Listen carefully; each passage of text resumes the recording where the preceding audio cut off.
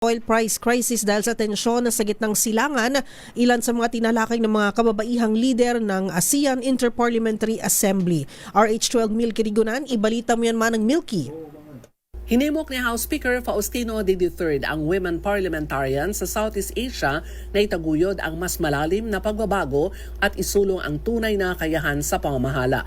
Mensahe ito ni D sa 5th meeting of the Coordinating Committee of Women Parliamentarians ng ASEAN Interparliamentary Assembly.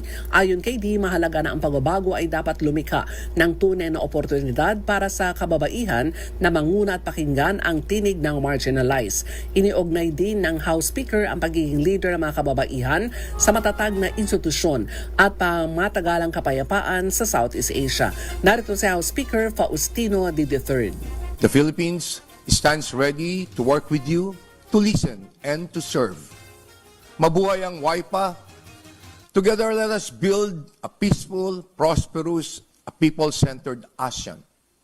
We also warmly invite all of you to visit the Philippines. It will be our privilege to host you. Ang media ay pinatawag ng Kamara sa pamamagitan ng video conferencing bilang bahagi ng calibrated hosting approach ng Pilipinas para mabawasan ang epekto ng tumataas na presyo ng produkto at serbisyo tulad ng travel expenses dulot ng tensyon sa gitnang silangan. Ako si Milky Rigunan, nagulat para sa DCRH, una sa Pilipinas, una sa Pilipinas.